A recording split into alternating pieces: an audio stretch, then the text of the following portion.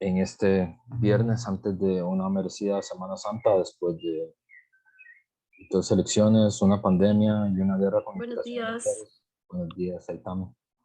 Entonces, creo que tenemos un merecido descanso en la semana. Hoy vamos a hablar de Martha Nussbaum, ¿verdad? Que me parecía que era una continuidad interesante en relación con lo que habíamos venido discutiendo. Nussbaum además se le considera, ¿verdad?, una de las 10 intelectuales más influyentes del mundo contemporáneo. Y bueno, ya les había hecho la advertencia de que tal vez no es el texto más, ¿cómo se dice? Como por el que es más conocida de ella, ¿verdad? Mucho más citado, los textos asociados a las emociones políticas, y esto es más como eso lo que se volvió famoso en su obra. No es, por cierto, lo que tiene más implicaciones prácticas en nuestra vida, que luego vamos a hablar de eso. Pero a mí me parecía como útil hacer ese debate, porque tal vez es algo que ustedes discutieron al inicio de su vida universitaria, y ahora al final de la vida universitaria tal vez uno lo vuelve a discutir con otra mirada, ¿verdad? Que es qué onda con las humanidades, ¿verdad? Es decir, qué son las universidades y qué son las enseñanzas de las humanidades en el siglo XXI, ¿verdad? Que a mí me pareció interesante que discutiéramos eso, justamente como empezamos por el siglo, qué fue el siglo y qué fue el siglo XX y qué podría ser filosóficamente el siglo XXI. También es interesante discutir, bueno, desde dónde y en qué condiciones se hace filosofía en el siglo XXI, que es de lo que trata eh, el texto de Nussbaum, Sin fines de lucro, ¿verdad? Es un texto del 2010, 2011, 2010 creo que es. Y bueno, mucha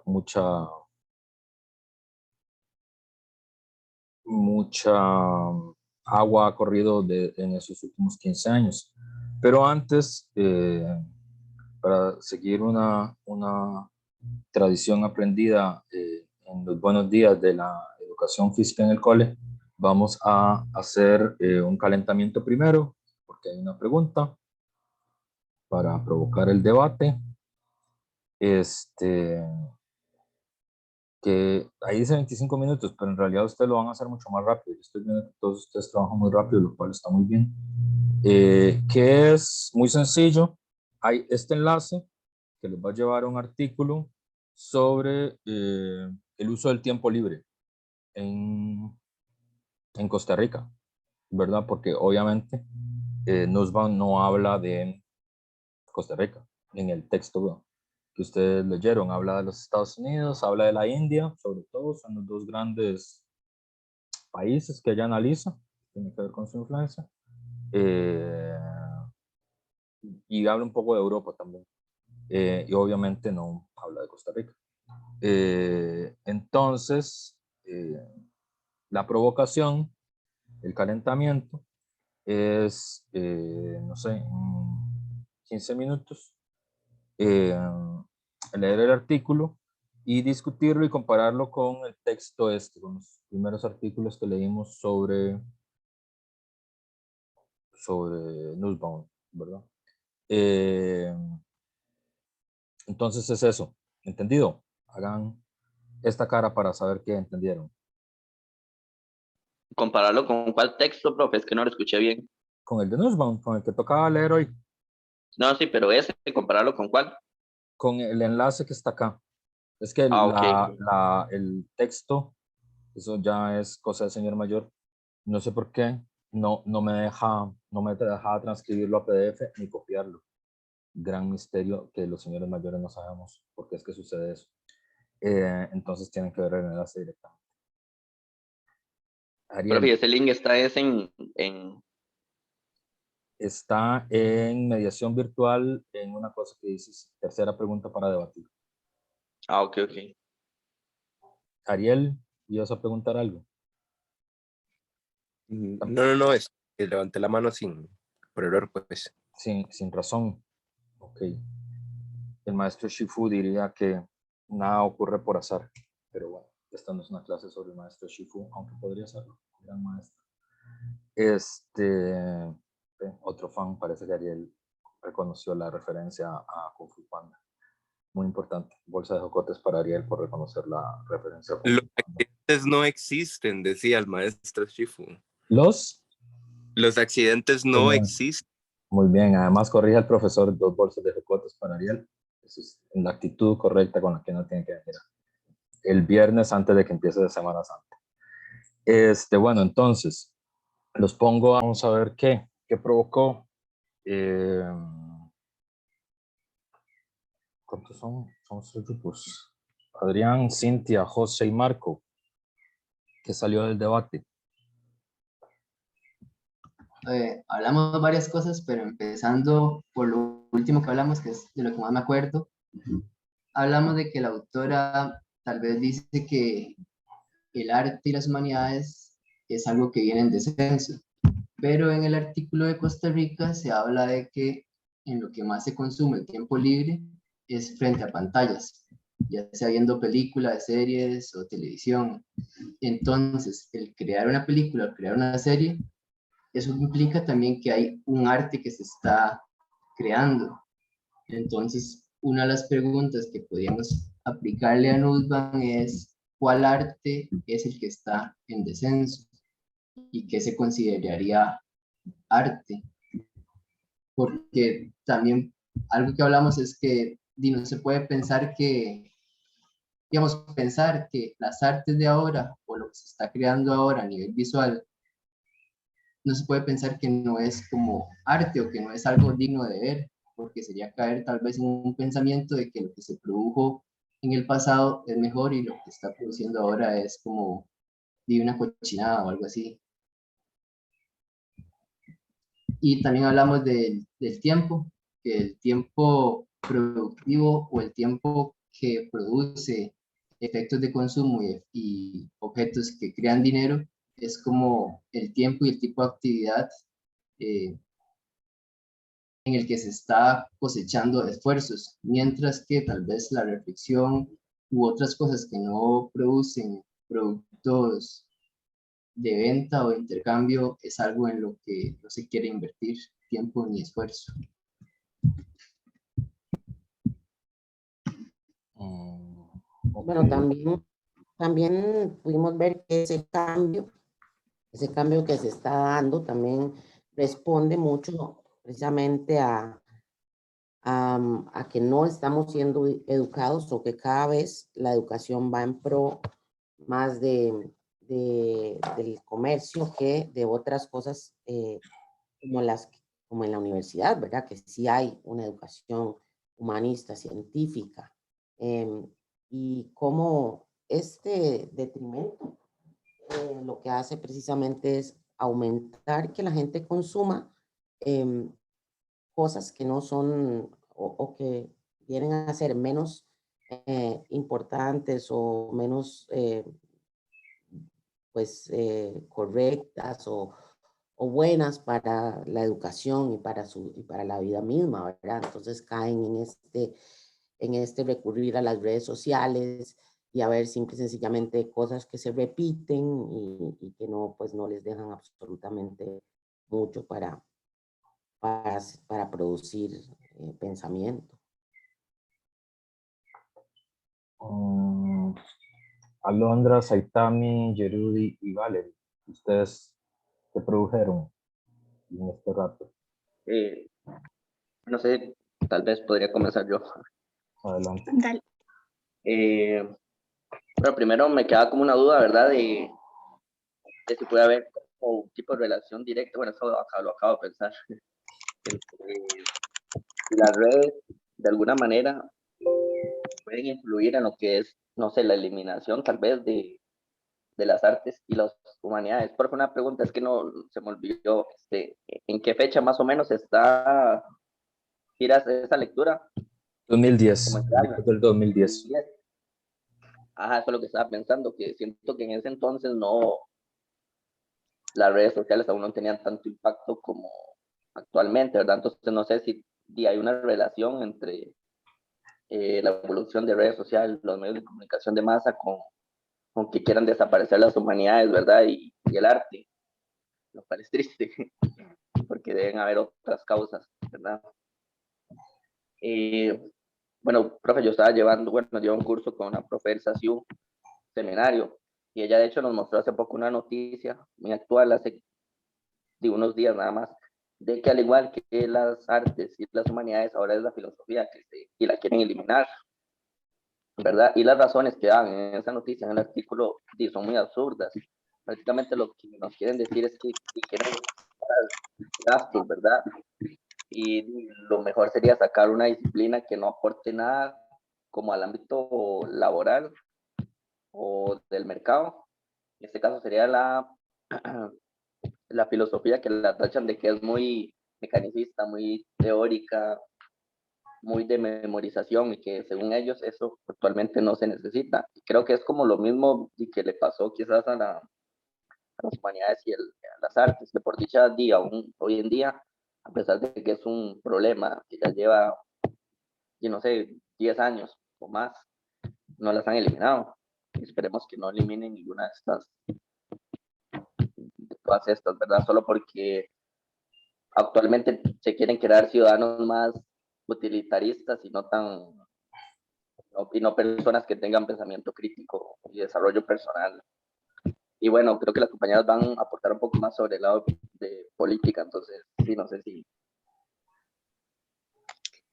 Bueno, no sé cuál quiere empezar, pero voy a empezar yo de una vez.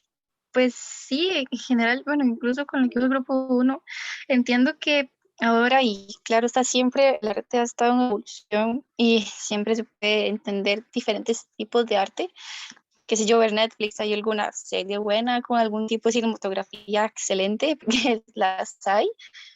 Me declaro culpable a alguna cierta parte del consumo, pero creo que eso es lo que pasa, digamos, hay más de consumo, que creo que lo que trataba de decir Nussbaum, porque claro, el arte es bastante extenso y sin embargo hay que entender que sí hay artes que han sido desprestigiados, quizás el que es más interactivo o el que le ayuda a uno a pensar. Yo por lo general, o por lo menos en mi caso personal, a mí me gusta pintar, yo amo dibujar, el tiempo libre igual, pintar con acuarelas por demás. Y es un arte que cuesta muchísimo ver ahora también, que la gente tome en cuenta. Incluso creo que hay hasta un concurso de arte en la universidad y considerando cuánto dan como recompensa hace unos años, ahora es pues bastante, no preocupante, pero sí lo deja uno pensando bastante en qué es lo que importa ahorita. Como decía de hecho también, uno entiende que no que lo que haya ahora significa que sea malo o que sea peor, porque las cosas cambian, evidentemente el tiempo pasa y las cosas van a ser muy diferentes, pero no sé, tal vez sea sentimiento nostálgico que uno no quiera dejar ir de cosas que uno quizás sienta que son mejores, o no sé, yo entiendo lo que Nodon quiere decir, como que uno es, pues, creo que todo lo que uno hace ahorita, de hecho yo lo mencioné también ahorita con el grupo, es que la vida de los latinoamericanos o americanos en general es bastante movida, no tiene mucho chance tampoco de generar este tipo de conciencia de querer aprender o hacer otras cosas distintas a lo que sea tenerse. Hay gente, qué sé yo, en mi caso personal, que tenemos que estudiar y trabajar, o otras que tienen que trabajar doble o trabajar que día para mantenerse, porque el estilo de vida es así y si no uno se muere de hambre o queda en la calle. Entonces solo queda muchas veces abrir el Facebook o el TikTok o lo que diablo sea que tenga y distraerse un ratito de toda la miseria que tiene vida o lo que sea, que sea muy rápido. Entonces es un consumo rápido lo que hay ahorita, que es lo que siento que va asociado a eso y se pierde muchísimo, muchísimo como la humanidad en general o el interés por la humanidad o las cosas en general, que ver con algún otro tipo de arte o no sé, de algo que lo eduque a uno en general. De hecho, ahorita me dijo algo muy interesante, no sé si lo quiere me sacar a decir, o si lo digo yo también. Ahí también. ¿El qué? Se te cortó. Pero En bueno, serio. voy a poner la cámara como para hablar, no con un cuadrito negro.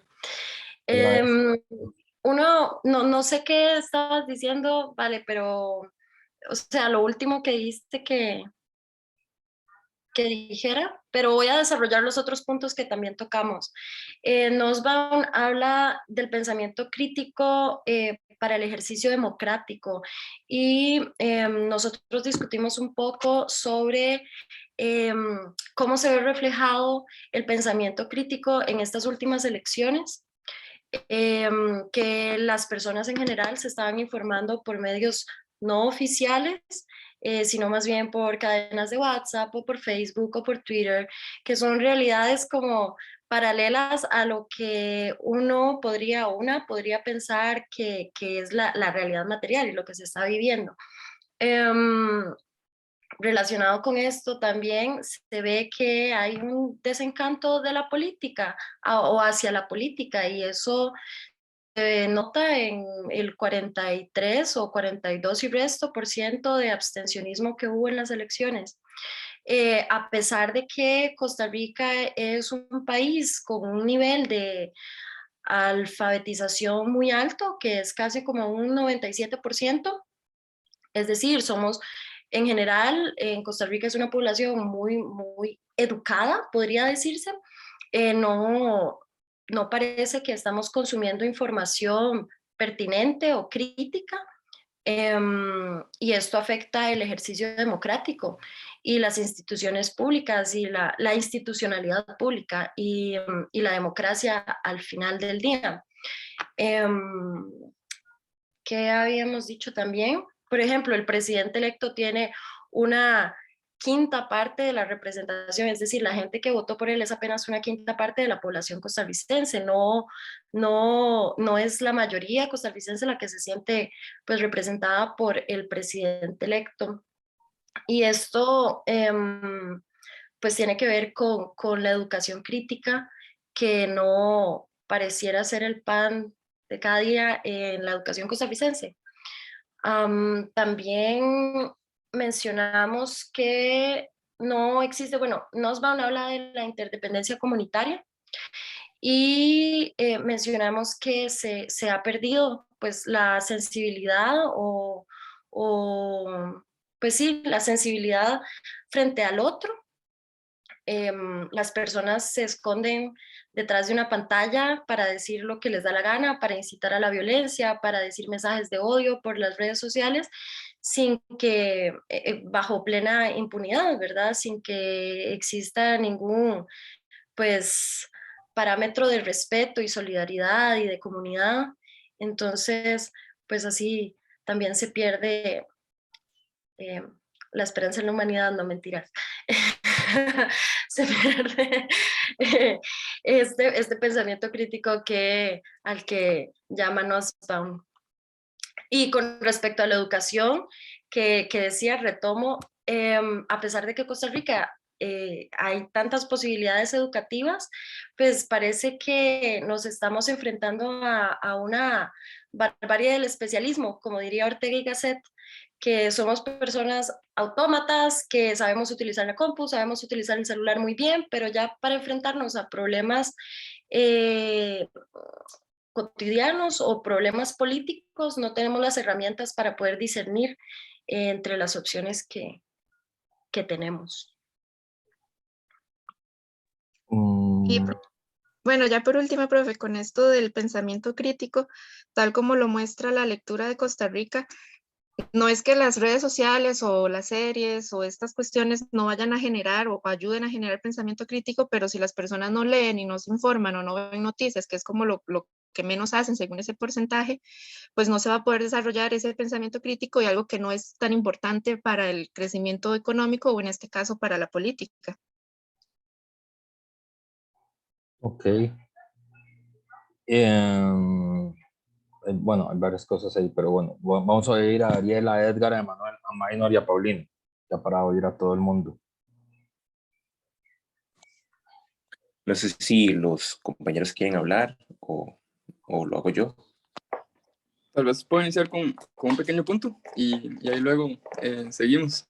Tal vez un poco lo que traíamos a colación era como, bueno, en relación a esta información, ¿verdad? Que nos da el link, era un poco pues la importancia de hablar de la alfabetización digital, ¿no? No solo como la alfabetización como el proyecto al que se refiere Nausban, sino también que se vuelve como indispensable tocar ese otro aspecto, más que todo porque tiene que ver con un aspecto en la educación y cómo tenemos herramientas para procesar pues toda la información que hay ahí, ¿no?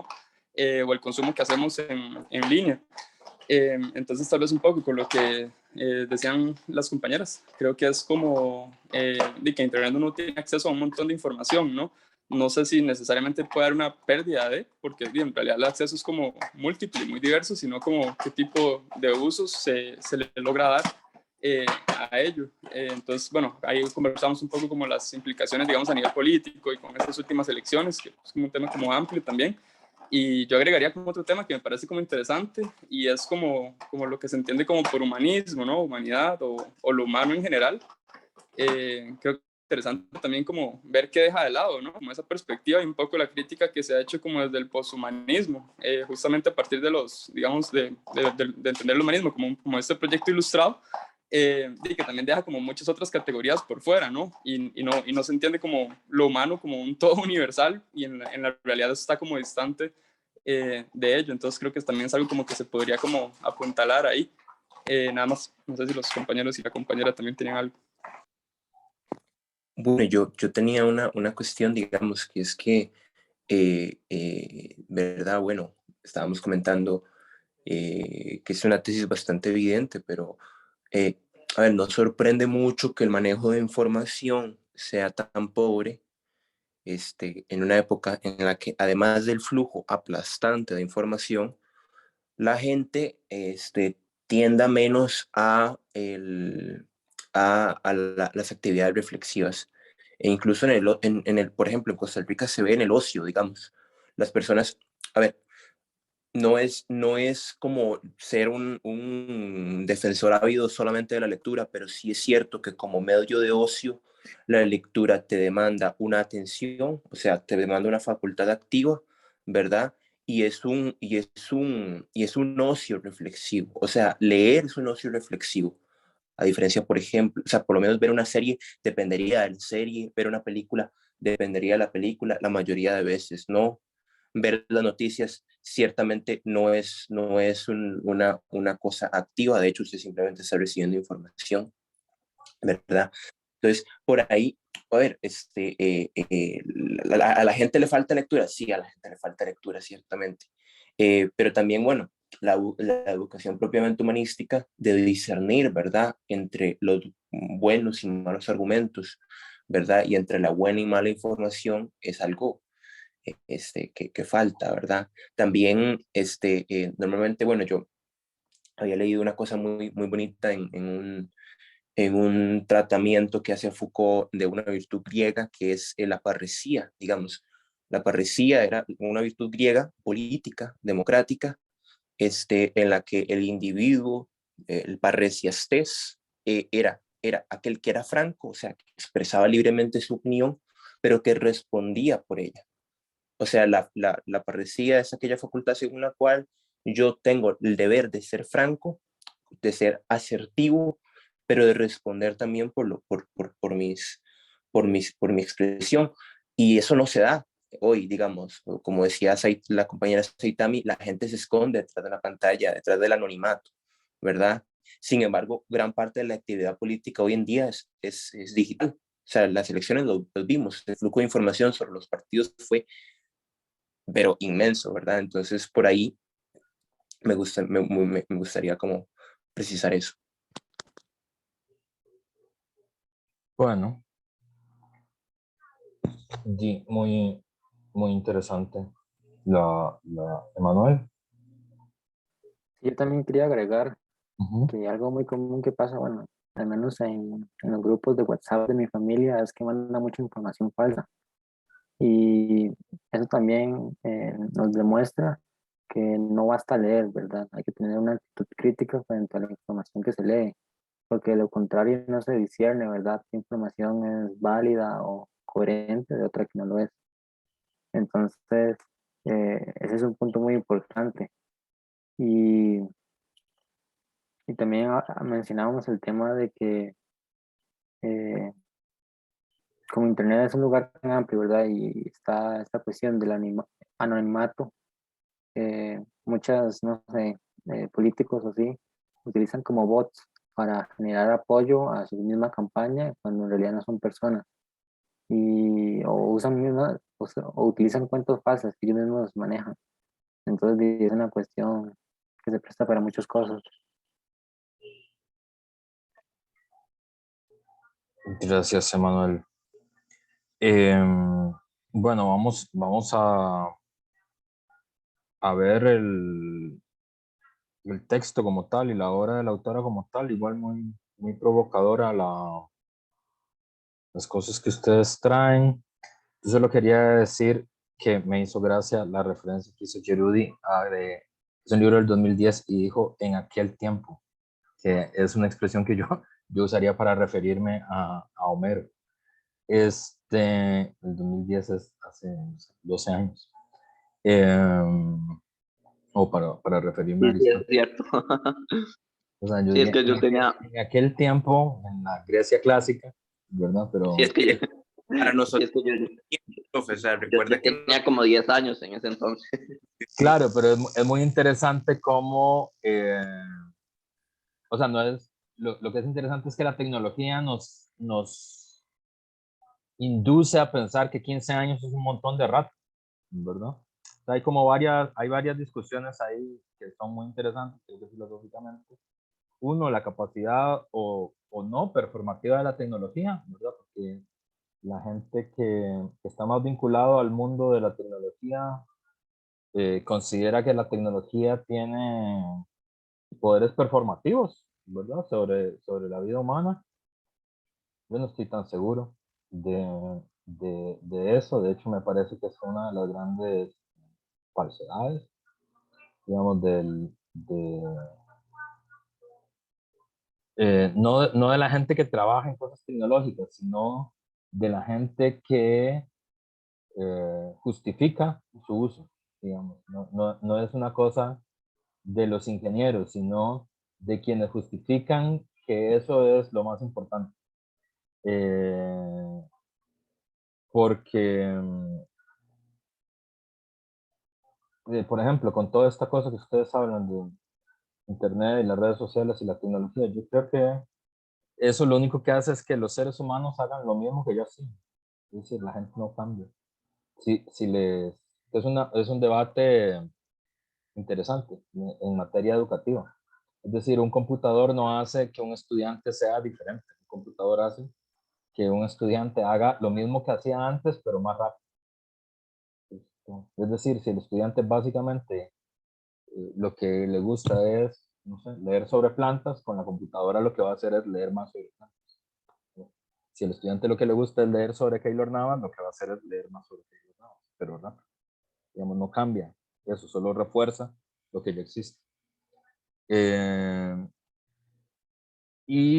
El punto de Nussbaum, tal vez vamos ahí, y creo que hay otras cosas que me parecieron interesantes.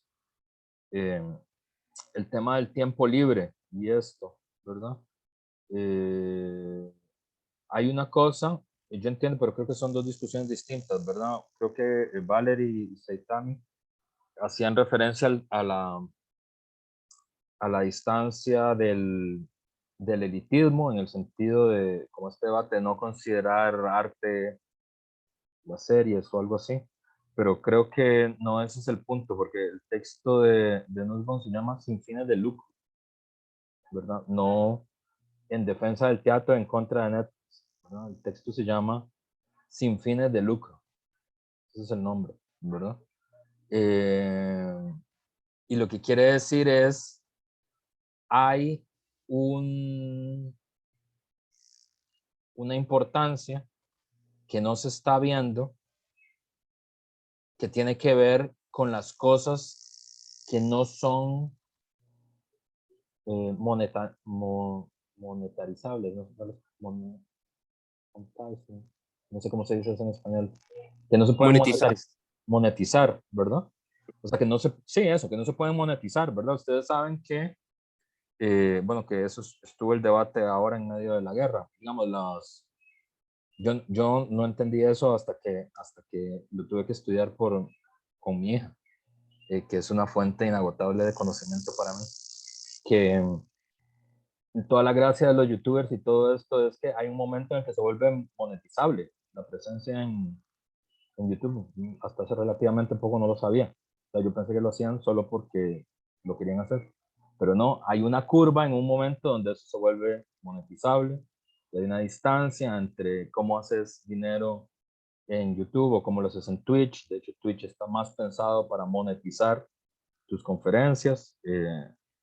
Entonces, es monetizable, ¿verdad? Es decir, el debate no es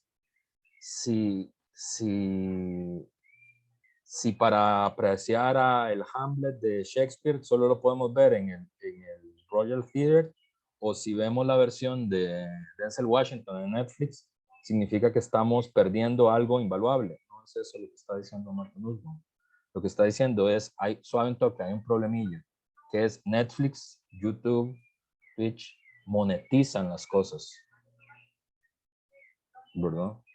Y las humanidades, y esta es la defensa de él, tiene una cosa que no nos paramos a pensar mucho, que no tiene que ver tanto con los problemas que traen Saitama y que trae Manuel, que yo creo que son problemas reales, y que los vamos a ver en otro texto, en el texto de Sergio Kurnuchov, en Ironía On, cuando discutamos el problema de la esfera pública, que tiene que ver más con este problema, con las noticias falsas, el mundo alternativo de Twitter, el uso de empresas privadas para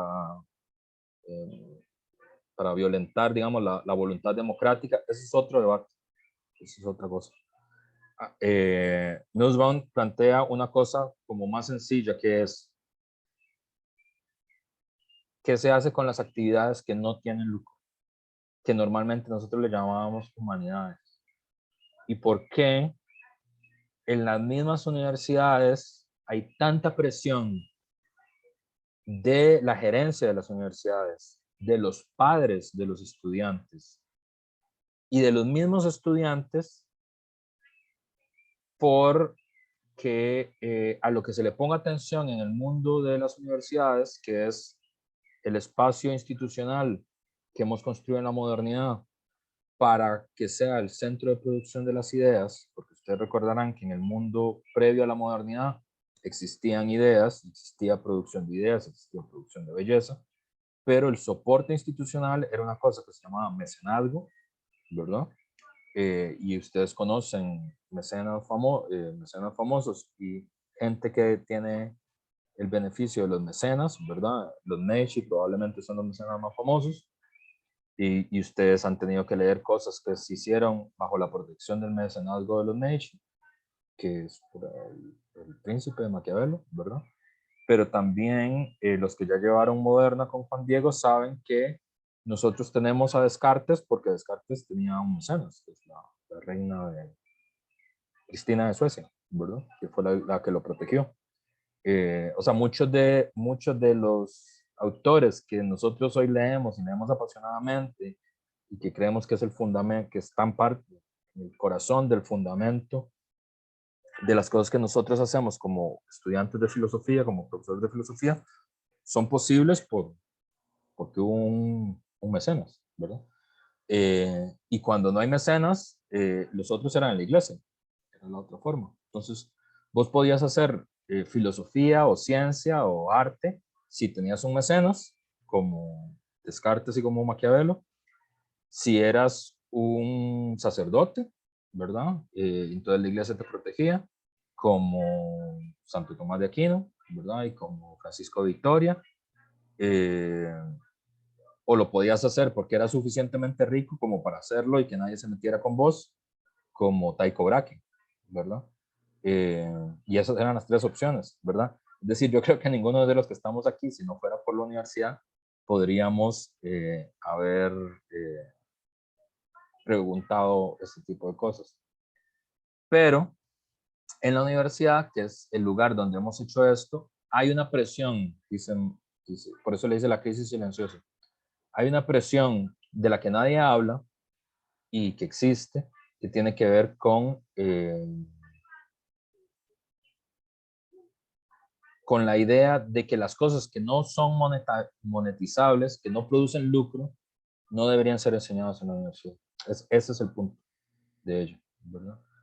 Perdón, Ariel, tenía la mano levantada, pero estaba manteniendo la argumentación. Y Saitán me dice que lástima que ya no existen mecenas.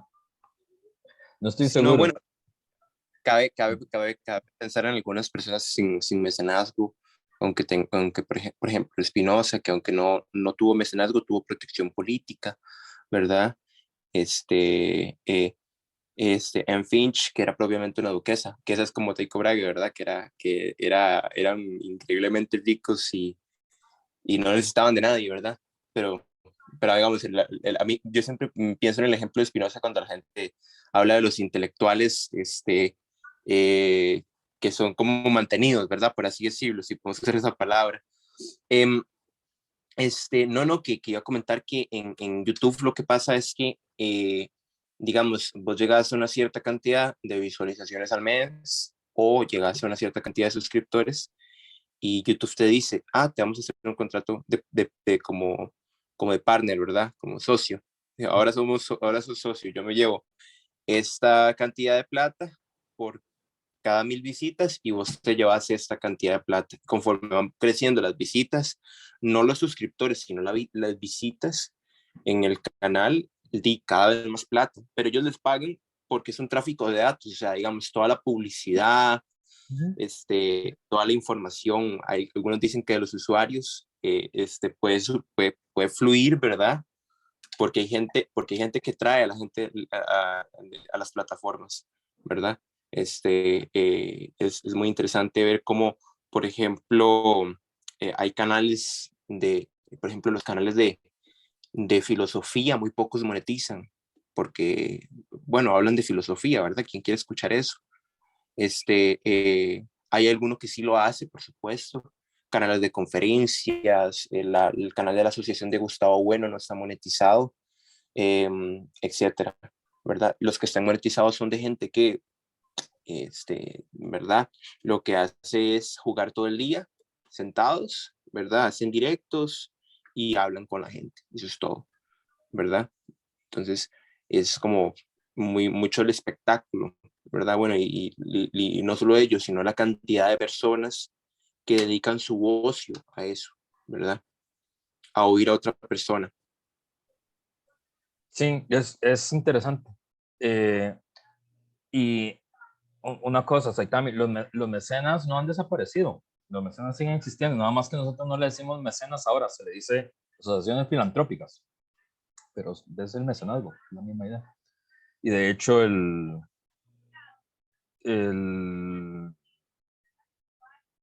mucha de la invención de la vacuna moderna tuvo que ver con el mecenazgo. Es decir, las dos grandes fuentes de la vacuna del COVID fueron dinero público, dinero del Estado, y mecenazgo fue el otro.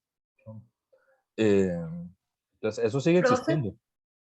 Nada pero en general, más si que uno se puede el pensar, mecenazgo no es para los filósofos. Ese es el problema. exacto, eso era lo que estaba pensando, que ya no se financia tanto o se financia de manera muy poca el desarrollo de la producción intelectual desde las ciencias sociales y las humanidades. Sí, no, es otro tipo. Lo que sí podemos decir es que es otro tipo. Pero entonces aquí el punto de Nussbaum, ¿verdad? Es pensar en las habilidades que producen las humanidades. Y por qué, y es una defensa de por qué estamos cortando un poco como el palo en el que estamos sentados cuando hacemos eso, ¿verdad? Hay una cosa que a mí siempre me llamó la atención, ¿verdad? Que tiene que ver con, porque ojo, no creo que también, digamos, no es como Ariel es el que hizo esa intervención, pero yo creo que tendríamos que tomarle más como la idea de Nussbaum, porque obvio, digamos, los que somos gente de filo, pues sí, nos gusta leer, es parte de viene con el oficio, ¿verdad? Y eso está bien. Y bueno, y ahí inclusive se puede ver el dilema este que plantea Saitami, que a mí también me parece muy interesante, ¿verdad? Que es esta paradoja de que Costa Rica es un país de alta alfabetización, pero de poca lectura, ¿verdad? Que es muy llamativo, y es muy llamativo que se discuta poco eso, ¿verdad? Es decir, efectivamente, cuando se mide a Costa Rica, los índices de alfabetización que tiene siempre son altos. Lamentablemente, en el último periodo, esos índices han empezado a bajar, pero aún así son muy buenos, digamos, muy superiores a los de la media latinoamericana y mundial, ¿verdad? O sea, tienen un estándar muy alto. De hecho, yo, además de clases en la Escuela de Filosofía, doy clases en la Escuela de Trabajo Social, y hablábamos con los estudiantes que inclusive siendo trabajo social y siendo una carrera tan vinculada, digamos, a las problemáticas sociales más intensas, mis estudiantes, no todas, digamos, están sometidas a la experiencia de tener que hacer trabajo con gente analfabeta, ¿verdad? Que eso, por ejemplo, en El Salvador es pan de cada día entre la gente que se dedica a las ciencias sociales, ¿verdad? Inclusive las trabajadoras sociales tienen dificultades, desafíos, dudas de cómo actuar cuando están en presencia de poblaciones que no saben leer, porque si ustedes se fijan, toda la vida institucional costarricense supone que la gente sabe leer, ¿verdad? No es una suposición que uno haga en la vida, uno no supone que se va a encontrar gente que no sabe leer. Aunque cada vez lamentablemente hay más, pero siguen siendo una minoría, digamos, el sistema escolar costarricense todavía garantiza, digamos, la alfabetización. Pero una cosa es estar alfabetizado y otra cosa es el pensamiento crítico, eso es otra cosa, ¿verdad? Y el artículo inclusive da bases empíricas, dice, de cada 50 costarricenses son como 8 los que les gusta leer, ¿verdad? Que señala Ariel. Pero ojo, las humanidades son más que leer. O sea, hay algunas humanidades que tienen que ver con leer, como la literatura, como la poesía, como la historia. Son humanidades que tienen que ver con leer, como la filosofía, que es en lo que estamos aquí. Pero hay otro grupo de humanidades que no tienen que ver con leer. Por ejemplo, la danza es una humanidad, tiene que ver con leer, ¿verdad? Valerie hacía otra acotación que es muy importante. La pintura, que es una humanidad, ¿verdad? No tiene que ver con leer. Si usted lee, pues puede ser que fortalezca las habilidades que tiene, pero no tiene que ver con leer, tiene que ver con otra cosa, ¿verdad? El canto no tiene que ver con leer tampoco. Entonces, ¿qué es lo que señala Nussbaum?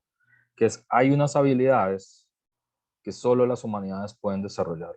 Y esas habilidades no son lucrativas. Este es el punto. Y desde, no sé, desde el libro es del 2010, pero un poco la tendencia se ha mantenido. Ella descubre la tendencia del 2010, pero es una tendencia que ya viene, que podemos identificar en algún momento de los años 90. Hay una idea que las universidades tienen que ajustarse a las cosas que producen lucro, ¿verdad? Que no quiere decir, porque nadie va a defender eso en público, ¿verdad? Como la versión más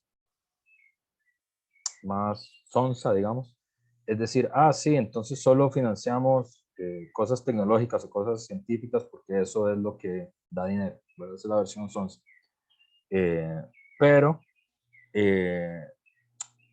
nadie va a defender, bueno, sí, pues el presidente podría defender eso en público. Pero, digamos, hay una versión como más sofisticada que es, no, está bien, pueden ser otras cosas, puede ser ciencias sociales, puede ser derecho, puede ser filosofía, puede ser idiomas, pero porque eso se puede monetarizar, ¿verdad? Es decir, filo está bien, pero si sos, si, y el ejemplo ya no sería Sócrates, ¿verdad? Sino que el ejemplo sería alguno de estos 3, 4 filósofos que sí logran monetizar su esfuerzo como filósofo. Hay algunos canales de filosofía que sí logran monetizar. O está bien idiomas, y está muy bien aprender lenguas y eso, pero si los puedes vender, si los puedes hacer autosustentable. Este es el punto de Nussbaum. ¿Por qué? Porque ella dice, las habilidades que traen las humanidades son habilidades que no son monetizables, pero son fundamentales para la vida democrática. Sin esas habilidades, lo más probable que ocurra es el ascenso sostenido de formas autoritarias de convivencia, ¿verdad? Aunque haya desarrollo económico. Y ahí pone varios ejemplos, pone los ejemplos de los estados de la India, los estados que conectaron con el boom tecnológico de la India, pone el ejemplo de China, que es otro ejemplo, ¿verdad? Es decir, lo que ella defiende es que la bonanza económica no garantiza de ninguna forma la profundización de la democracia ni de los valores democráticos. Puede producir exactamente lo contrario. Ariel. No, profe, que digamos, bueno, a ver, ya cuando estábamos exponiendo, dije que tampoco pretendía ser como, ¿verdad?, centrado como un elitismo intelectual, ¿verdad?, la gente que no lee y esto. Pero sí es cierto que, digamos, ciertas actividades permiten o demandan más bien una atención, ¿verdad?, activa propiamente. Bueno, la atención no es atención, sino es activa, pero demandan una atención. Y un ejemplo muy grande de eso es la lectura. Digamos, la lectura te demanda una atención, ¿verdad? Y una capacidad de atención grande, sobre todo. Y bueno, y realmente no importa la lectura, ¿verdad? O sea, a menos que vendría siendo como ya lecturas rápidas como de periódico, cosas así, que incluso también demandan cierta atención. Y de hecho, la atención es algo necesario para tener una actitud reflexiva. O sea, tener buenas capacidades de atención o estar propenso a una atención activa permite que uno sea una persona o que pueda desarrollar capacidades reflexivas. A eso me refería más que todo, digamos, porque lo que pasa con el consumo, digamos, yo sobre todo lo veo en el ocio, ¿verdad? Porque claramente la lectura es algo que siempre se ha considerado como ocioso, ¿no? Y en el ocio hoy es algo meramente pasivo, recibir y recibir y recibir y recibir información, ¿verdad? Estímulos todo el tiempo, que es diferente, porque claro, yo me puedo poner todo el día a ver YouTube, que me ha pasado, lamentablemente, y no sé qué hice en el día, ¿entiende? No sé qué hice en el día. ¿Por qué? Porque solo estoy recibiendo y recibiendo y recibiendo. Me divertí, sí, me divertí, pero, o sea, no es lo mismo que, no sé, leer un texto y que sea estimulante, ¿verdad? Por ejemplo. Y no es tanto llevarlo por el elitismo, sino también como por la cuestión de la reflexión. O sea, qué tan mal estamos a nivel de atención nosotros en el siglo XXI, ¿verdad? Yo cada vez conozco más personas con problemas de atención. Claro, no, pero estoy plenamente de acuerdo, pero y además te reforzaría, porque es que el punto de Nussbaum es, claro, está esta acusación de que quienes leen literatura, quienes van al teatro, quienes hacen pintura, quienes tocan música, quienes saben de historia, quienes estudian filosofía, quienes estudian poesía, son elitistas, ¿verdad? Y elitismo significa espíritu aristocrático, digamos, espíritu de que sea el gobierno de los mejores quien dirija la ciudad, ¿verdad? Para ponerse en clave platónica. Y nos dice, vieras que todo lo contrario, vieras que todo lo contrario, porque esas habilidades son las habilidades que se necesitan para lograr la democracia, para lograr el gobierno del pueblo. ¿Por qué? Porque, y aquí retomo otra cosa que dijiste, hay cosas que tienen que ver, por ejemplo, con mantener la atención. Creo que Saitami fue la que dijo algo de esto y bueno, se debate mucho. Y por ejemplo, para la vida política, la poca capacidad que tenemos para conectar y para recordar las cosas que hicieron y dijeron quienes se postulan a cargos públicos ahora y los que pasaron, lo que hicieron en el pasado, ¿verdad? Como mantener una continuidad entre lo que esa persona hizo en el pasado y dijo en el pasado y lo que está diciendo ahora, ¿verdad? Y que eso como en el periodismo convencional, es esta idea que la gente tiene poca memoria. Entonces, pero la pregunta que uno debería, que eso es como lo que se presenta como el sumum del pensamiento crítico, pero la pregunta que tendríamos que hacer es, bueno, ¿y eso cómo se desarrolla? ¿Cómo uno hace para construir la continuidad de una historia larga que conecta desde el año 95 hasta nuestros días? ¿Y eso cómo se aprende? ¿Leyendo novelas? Se aprende. Las novelas sirven para eso, ¿verdad? Es decir, para mantener la historia ahí y poder conectar cómo el personaje se va desarrollando, qué era lo que había dicho, qué es lo que había dicho en el primer capítulo, cuál es el que apareció ahora. Eso se logra leyendo novelas. O la otra cosa, que a propósito de la filosofía, que es lo que quería decir desde hace rato, que a mí me parece muy importante, que es la lectura, efectivamente, como dice Ariel, aparece como una cosa ociosa, pero nosotros podríamos inclusive hacer una apuesta más arriba, porque hay algo que parece más ocioso todavía aún, que es la poesía, que eso sí no es monetizable de ninguna forma. De hecho, es una cosa que ya Marx había notado en los Grundrisse, muy interesante, que es que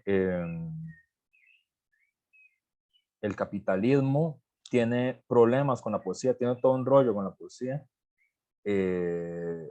porque es que eso no es monetizable. La poesía fue muy importante en todas las sociedades previas al capitalismo, de hecho, tan importante que Platón los echa de la República, ¿verdad? Como garantía de la posibilidad de construir una república justa, ¿verdad? Y los tiene que echar. Y bien echados. Y yo estoy con Platón, me parece convincente lo que está diciendo. Hay que entender en qué contexto lo dice, pero me parece convincente. Sí, porque en este tiempo los poetas eran sofistas, pero digamos, o sea, no era simplemente como la noción del poeta que nosotros tenemos hoy, Claro. Aquel artista inspirado. No, eran sofistas y malintencionados, o sea. Claro, digamos, eran los dueños de las imágenes bellas, ¿verdad? Es decir, yo cuando le intento explicar eso a mis estudiantes, le digo, es que los poetas no son el compa que usted conoció ahí en la entrada de letras, no es eso, de lo que está hablando Sócrates. Los poetas son Steven Spielberg, son Wes Craven, digamos, son los dueños, son, ¿cómo se llama? Harvey Weinstein, ¿verdad? Son los dueños de Hollywood, esos son los poetas de la antigüedad clásica, ¿verdad? Son los dueños de las imágenes, de las bellas palabras, ¿verdad?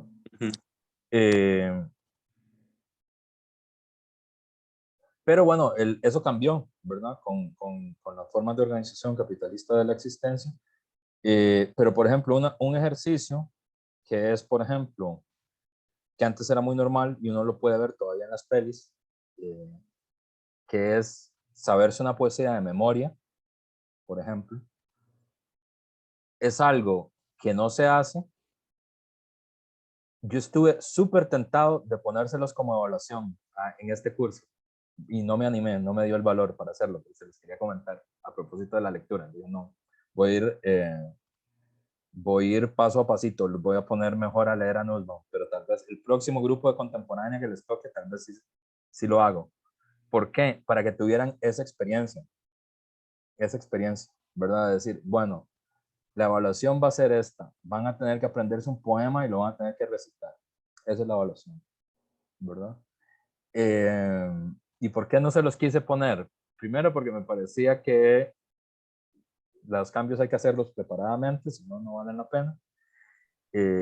Y segundo, porque me parecía importante que tuvieran el contraste, porque yo creo que inclusive la universidad no me dejaría hacer una evaluación así.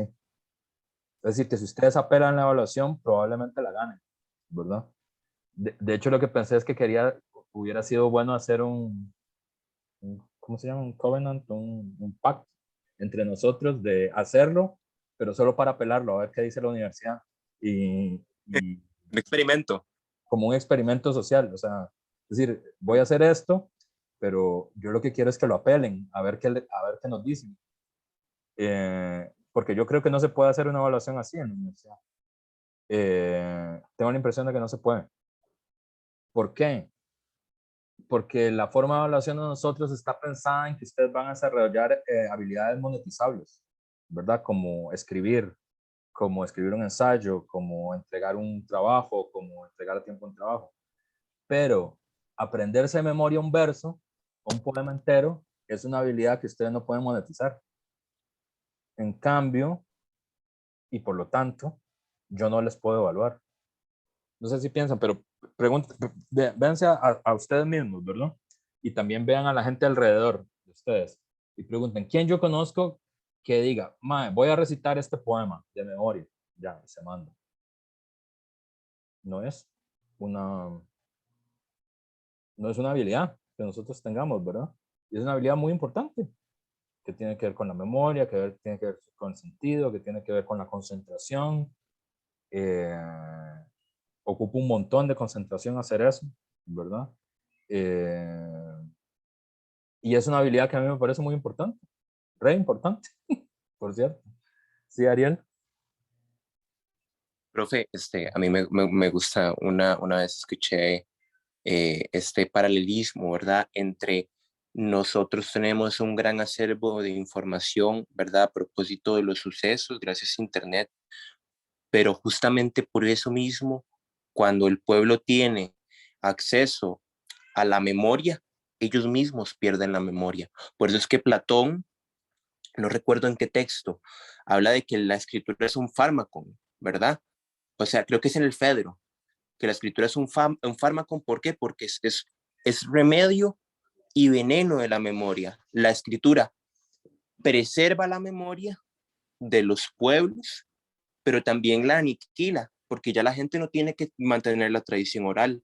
Y justamente eso es lo que nos sucede, digamos, nosotros que tenemos tanto acceso a la información, tenemos poca memoria. O sea, por ejemplo, en filosofía, ya nadie tiene que aprenderse todos los silogismos de Bárbara, Daripti, Felampton, ¿verdad? Todas estas, no sé si usted los conoce, ¿verdad? Que es los silogismos válidos que se recitaban de manera mnemotécnica en el medievo para hablar de cómo se distribuían, ¿verdad? No, nosotros tenemos un texto si de Camacho o de Manuel Garrido ahí en internet y en cualquier momento podemos ver toda la variedad de silogismos, ¿no? O sea, ahí uno ve la gran diferencia, porque claro, ya no es como, ya, por ejemplo, bueno, yo lo veo mucho como nosotros, ¿verdad? O sea, ya los filósofos no tienen estas facultades como mnemotécnicas impresionantes que tenían los medievales, ¿verdad? O sea, sino que, bueno, o sea, si tengo que hacer un artículo de esto, me lo leo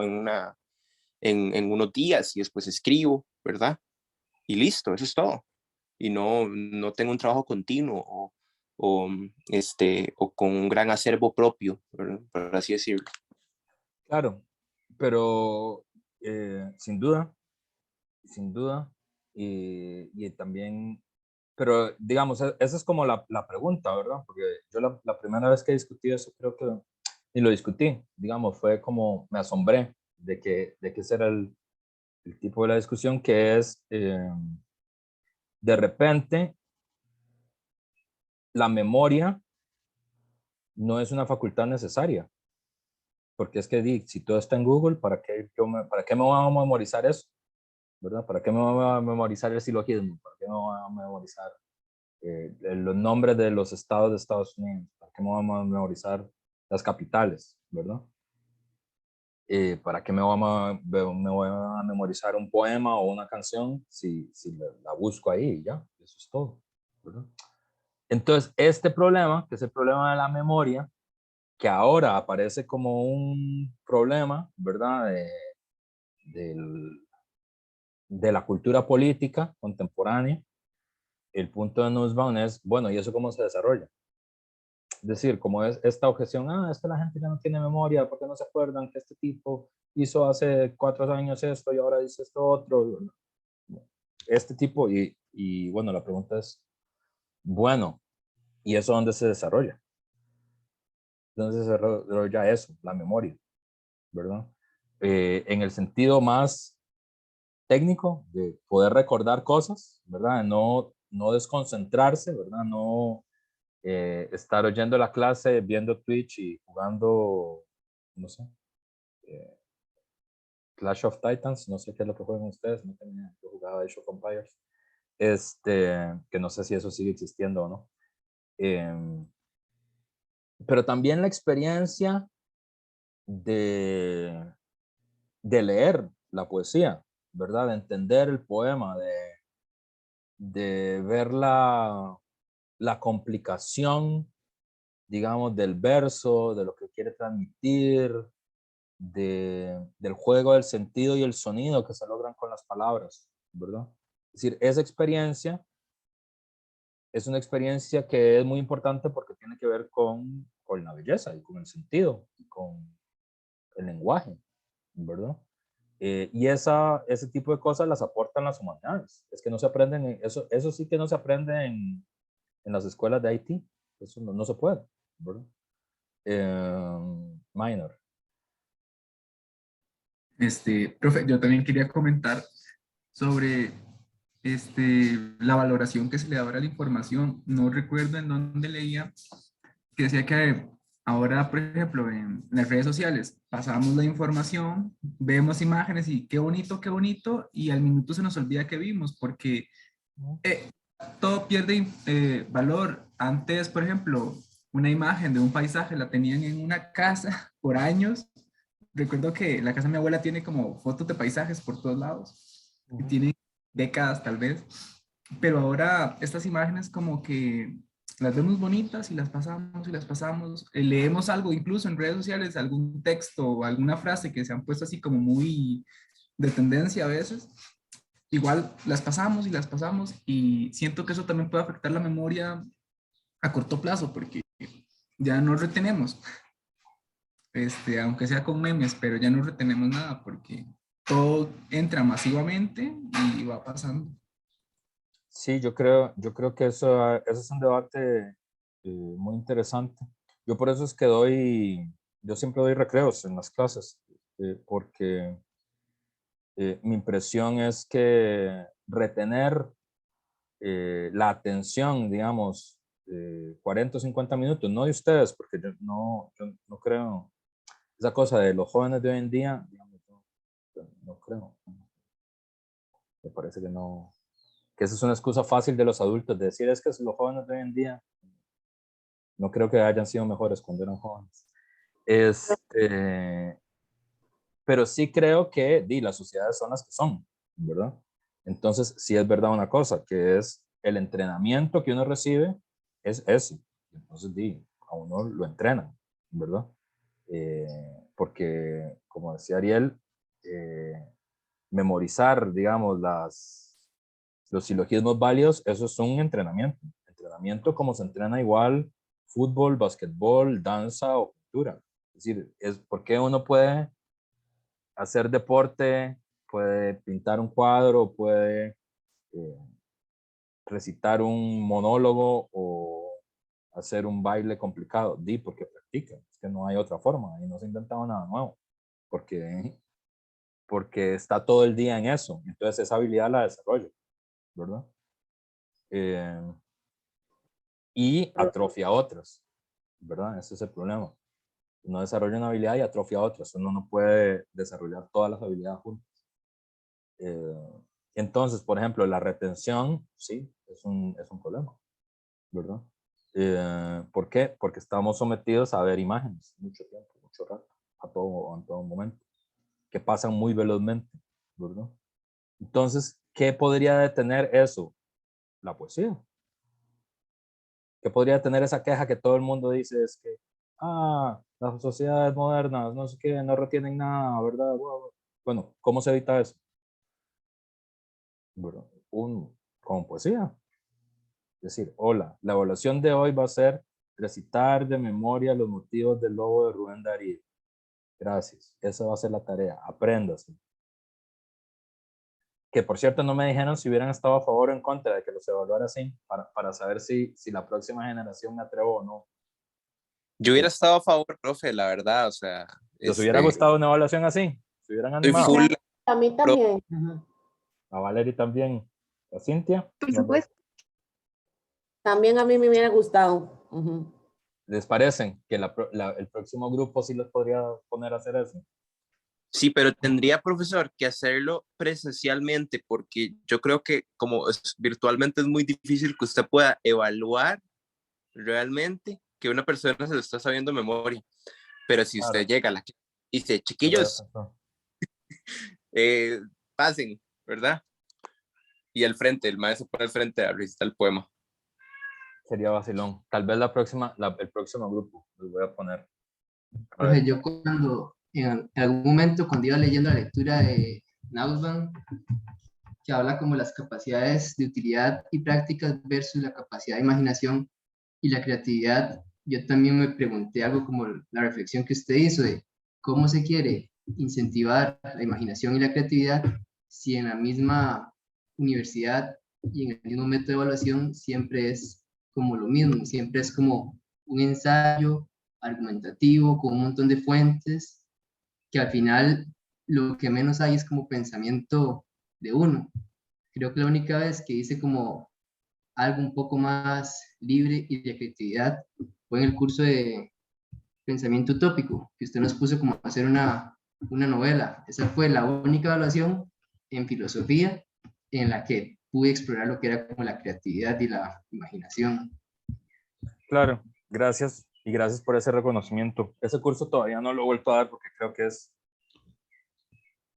muy pronto, ¿no? Después de 2 años de pandemia, como para estudiar eso. Saldrían muy buenas utopías tal vez. ¿Les parece? O más bien sería más fácil sacar distopías. Sí, es que bueno, Marco tuvo que llevar ese curso conmigo y ahí vemos utopías y vemos distopías también. Yo no lo quería ofrecer, pero yo dije, profe, pero sería bueno porque pronto. después de tiempos tan convulsos, Claro, pero puede ser, es decir, bueno, hay mucha, digamos, las distopías asociadas a las plagas, por ejemplo, son muchas, hay varios tipos, no tiene que ver tanto con este curso. Y yo no sé, yo creo que es todavía muy pronto, y dije luego, no sé, como no sé muy bien cómo han pasado cada uno de ustedes estos 2 años, ¿verdad? Hay cosas que uno necesita alguna distancia todavía. Por ejemplo, yo vi la temporada 17 de Grey's Anatomy, que habla sobre el tema de la pandemia, y yo dije, creo que es demasiado pronto para yo estar viendo esto. Pero bueno, tal vez... Dice Minor, solo que si son poemas de los escritores de la generación del 27 está difícil. No, yo los pondría a que ustedes elijan. ¿Cuál? ¿Verdad? ¿Cuál poema recitan? Pero se lo aprenden, lo recitan. ¿Verdad? Profe, y yo también quería, con respecto al texto de Nussbaum, hablar sobre lo del pensamiento empático, que me pareció pues bastante interesante, ¿verdad? Sobre todo, como dice usted, en estos tiempos de pandemia que hemos visto. Yo lo he visto mucho con respecto a la educación virtual y presencial, ¿verdad? Que hay gente que no se preocupa, no hay empatía por el que necesita la educación virtual versus el que necesita la educación presencial, ¿verdad? O sea, la gente dice, no, todos tenemos que ir a presencial, pero ¿por qué tenemos que ir todos a presencial? Hay mucha gente que sí se ha acomodado, que está muy bien con la educación presencial. O sea, no hay, o he visto ese sentido yo con respecto a estas posiciones, que hay mucha gente que dice, y soy tajante, no, la universidad es simple y sencillamente una universidad que está dedicada a la educación presencial, y por qué tenemos que dejar abierta la posibilidad de una educación virtual, ¿por qué no puede haber, digamos, una combinación de este tipo de educación? Y no solamente en eso, ¿verdad? En muchas cosas con respecto a la enfermedad, ¿verdad? La gente que está enferma en casa, no hay empatía, digamos, de los demás. Voy a ir a cuidar a mi vecino, voy a llevarle comida, voy a ir a asistirlo, no, si está enfermo ya lo empiezan a ver como el piojoso que decía aquí Nussbaum, ¿verdad? O sea, ya el que tiene coronavirus es como, quitémonos de encima, mejor que se vaya a morir solo a su casa, ¿verdad? Y mucha gente ha hecho esto y yo he visto, inclusive en mi experiencia, gente morir sola en sus casas, ¿verdad? De coronavirus. Entonces, me pareció un gran artículo de Nussbaum, la verdad, y muchas gracias por hacérnoslo llegar y ponérnoslo en esta clase para leerlo. Sí, con esto que dice Cintia y con la cosa que dice Marco, gracias por todas las intervenciones. Aquí llega una fuente inagotable de conocimiento y experiencia. Mi hija les presentó a Alicia. Este es el grupo de contemporáneo. Les expliqué cómo aprendí con vos que en YouTube podíamos hacer dinero. Se podía hacer dinero, bueno, yo no puedo. Sí. No, hay varias cosas que me parecen importantes. Una cosa que dice Marco, que es, claro, fíjense que inclusive los profesores estamos muy restringidos, ¿verdad?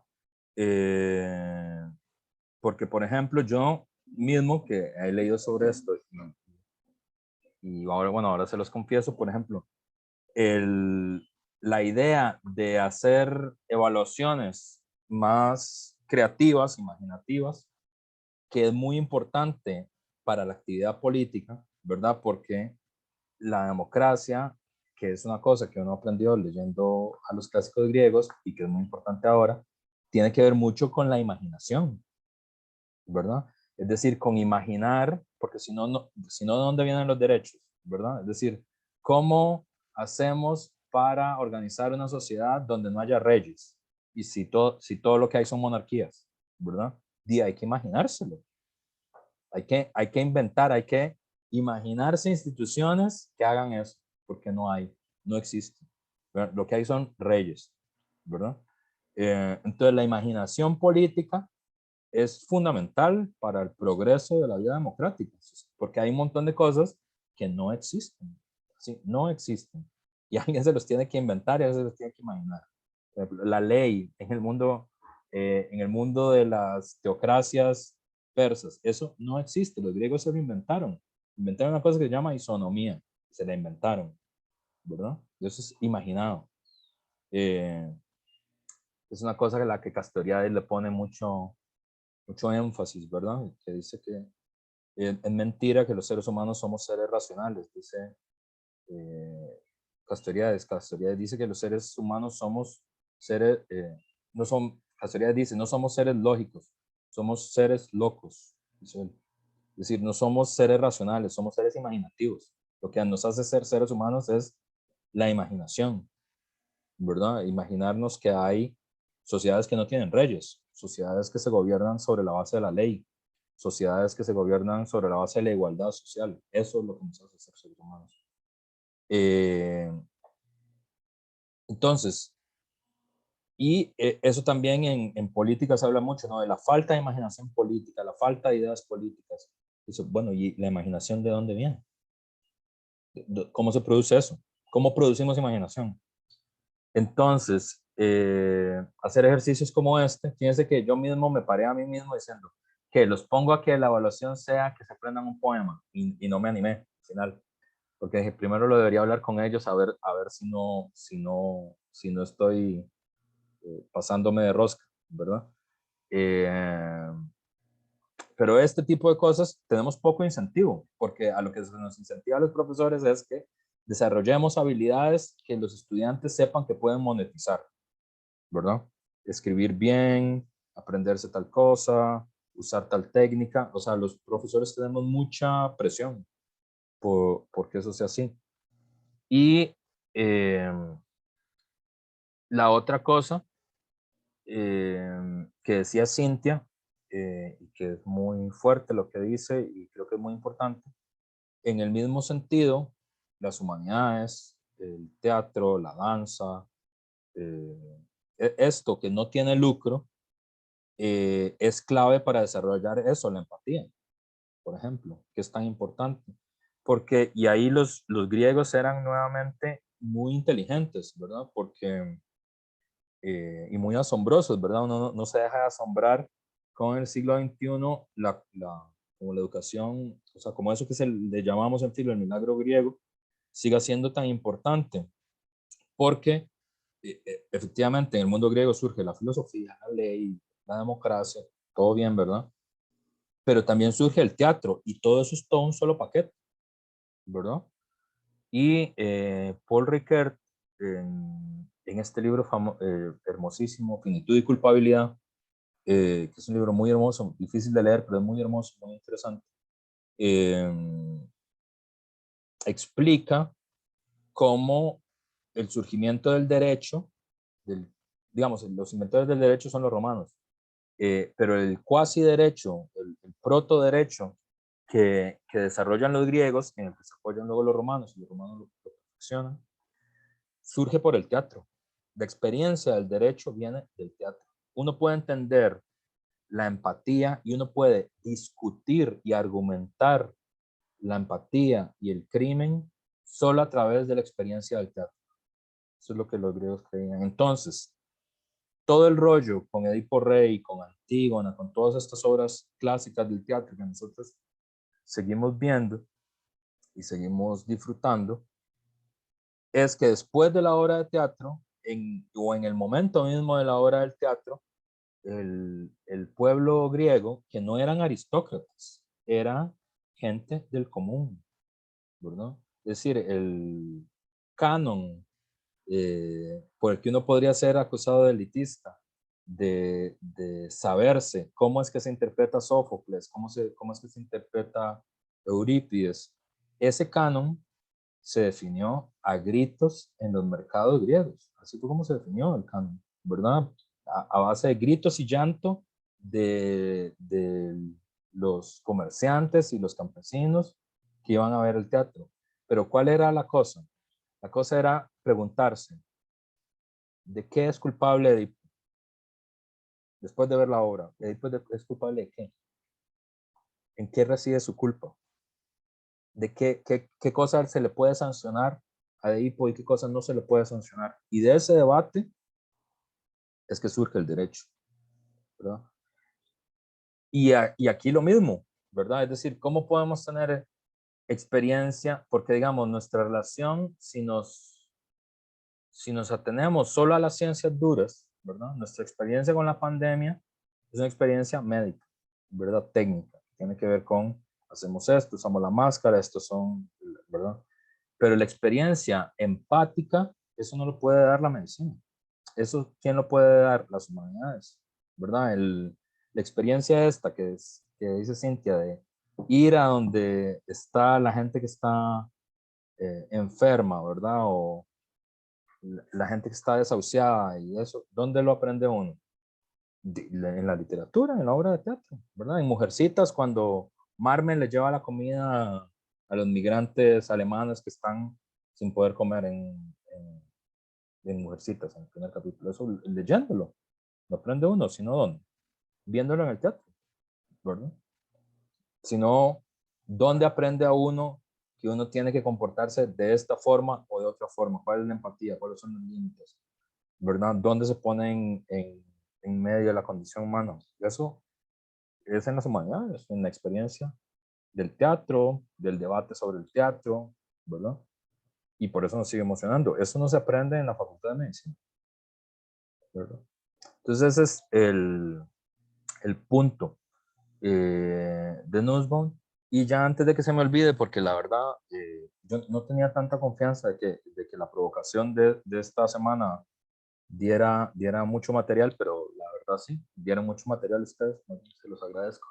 Hay una cosa como teórica, técnica, que sí no quería dejar de señalar que es importante en Nussbaum, que es esta autora además, su reflexión tiene unos efectos prácticos muy importantes para la investigación social, sociológica, para la definición de políticas públicas, ¿verdad? Porque luego siempre aparece como esta idea, que es una idea falsa, por cierto, de que como que la filosofía luego no tiene efectos prácticos en la vida de los seres humanos. Y este tipo, Madison, uno de los padres fundadores de la Constitución norteamericana, decía que cada ley es una reflexión, cada constitución, cada ley es una reflexión sobre la antropología humana, ¿verdad? Es decir, que detrás de cada ley hay una definición filosófica que tiene que ver con esa discusión de la naturaleza humana, ¿verdad? Y eso que Madison era un tipo que no se le considera un gran intelectual, ¿verdad? Se le considera más bien un tipo bastante chabacán, de hecho. Mucha gente lo comparaba con Trump. Pero él decía, que creo que es un poco injusto con Madison, ¿no? pero él decía como esto, y es verdad. Y Nussbaum, junto con Amartya Sen, con el filósofo y economista indio, fueron los que, digamos, hubo un trabajo ahí intelectual y también político de construir esta idea que es el concepto de desarrollo humano, que es el que usa, que es el PNUD, que usa Naciones Unidas, que usa el informe del Estado de la Nación, de hecho, para medir el desarrollo humano, y que es una respuesta, de hecho, filosófica y política a otras formas de medir el desarrollo, como las que usa el Banco Mundial, como las que usa el Fondo Monetario Internacional, que están asociadas al crecimiento económico, ¿verdad? Y ahí nos van, y Sen también, en la idea de la justicia, y en desarrollo como libertad, ¿verdad? Que son dos textos muy interesantes, señala que ahí hay un problema de entrada, que es un problema, digamos, filosófico, de la forma en la que nosotros medimos el desarrollo, que es la suposición de que el desarrollo económico produce bienestar, democracia y libertad. Y el punto de ello es que no es verdad.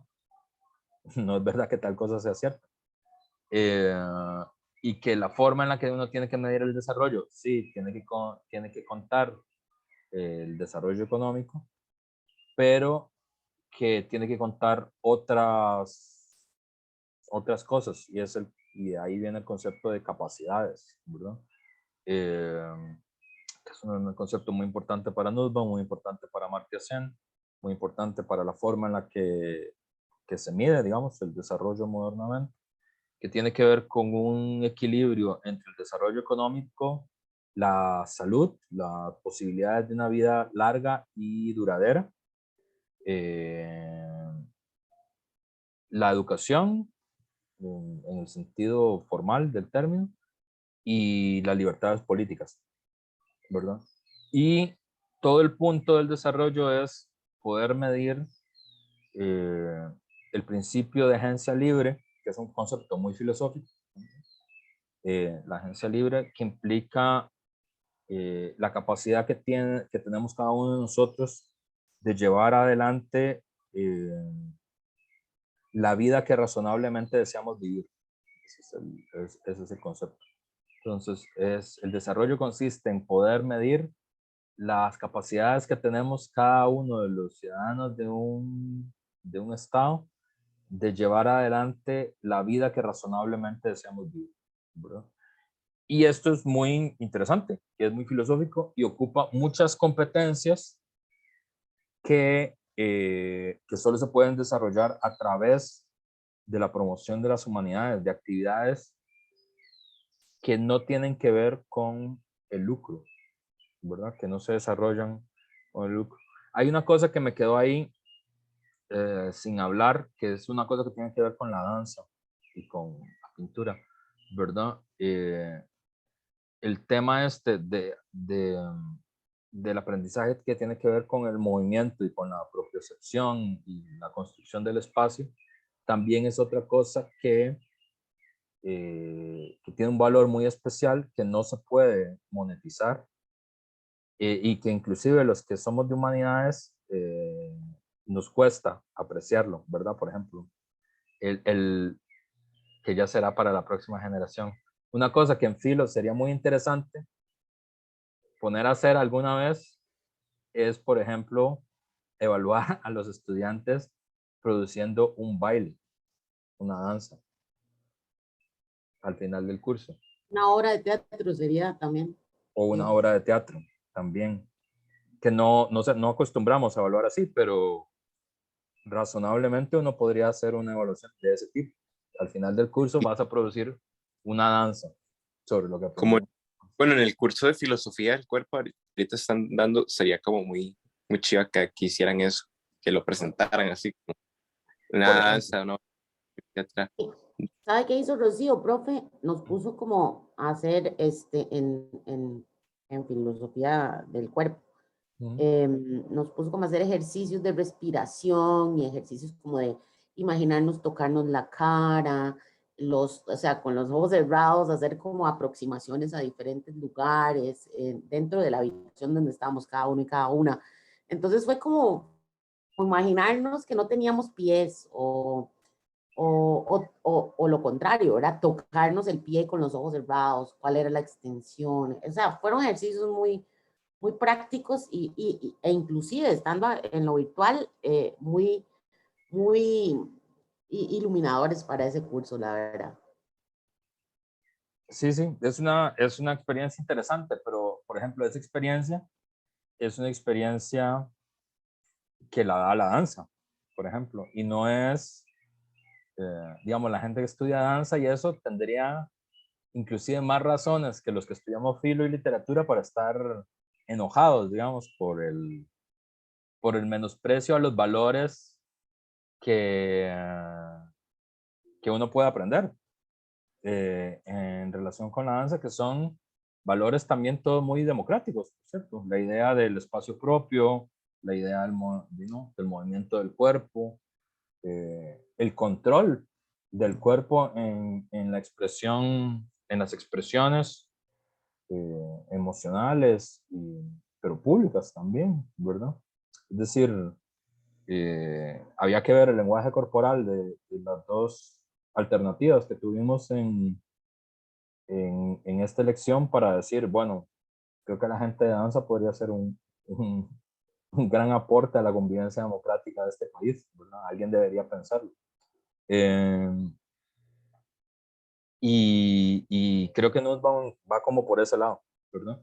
Pero ahí lo clave no es una posición que yo no estoy de acuerdo, o sea, creo que es una discusión de otro tipo, que tiene que ver con las tecnologías y el impacto de las tecnologías. Esa es una discusión que es interesante darla y tiene un sentido. ¿Qué le hace eso a la esfera pública? Está bien, es interesante. Pero Nussbaum apunta hacia otro lado, apunta hacia toda una serie de habilidades que no son monetizables, que fueron el soporte de las humanidades en las sociedades previas al capitalismo. Y hay una tendencia inercial, una crisis silenciosa que sostiene que no pasa nada si nosotros perdemos esas habilidades, ¿verdad? Que no pasa nada si perdemos la capacidad de recitar de memoria un poema o de recitar de memoria los silogismos medievales, que no pasa nada si nunca desarrollamos la propiocepción de la danza, que no pasa nada si perdemos eso. Lo que dice Nussbaum es, no, si perdemos eso, perdemos la democracia, no es poca cosa. Lo que se pierde es la hipótesis de Nussbaum. Y bueno, es una hipótesis muy polémica, muy polémica, muy interesante y sobre las cuales la universidad tiene mucha responsabilidad. Papi, ¿les puedes decir cómo pueden ayudarse a entender qué es importante y qué no? Bueno, ¿quieres decirles algo? Sí. ¿Qué quieres decirles? Para saber cuándo algo es importante y cuándo no. Cuando es importante, papá levanta las cejas y sonríe. Así. Bueno, clave para saber qué es importante en la clase. Cuando es importante hacer eso, lo van a ver. Queda grabado. Bueno, ya son las 10:30, tiempo de ir a Semana Santa a descansar. Nos vemos. Ay, ya están de vacas. Chao, Chao. disfruten. Chao. Muchas gracias. Gracias.